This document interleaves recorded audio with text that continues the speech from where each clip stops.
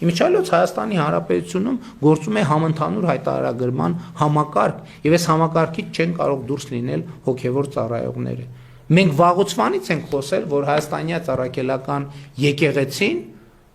որոշակի առևտրային գործունեության եւ Հայաստանի Հանրապետության օրենսդրությամբ սահմանված դեպքերում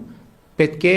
նաեւ հարկեր վճարի, ընդ որում մենք ասում ենք, այս գլխից մենք պարտավորվում ենք եւ ասում ենք, որ այդ վճարված հավաքագրված հարկերը 100% անվերապահորեն կվերադարձնենք հայաստանյա ծառայողական Սուրբ Եկեղեցուն, բայց եւ դեռ մի բան էլ ավելին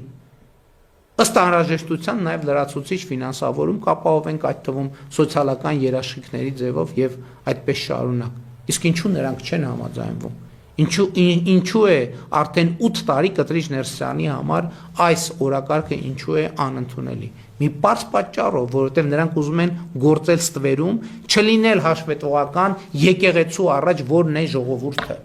Եկեղեցին ժողովուրդն է, սիրելի ժողովուրդ։ Եկեղեցին ժողովուրդն է։ Եկեղեցին Կտրիչ Ներսիսյանը չի եւ երբեք չի եղել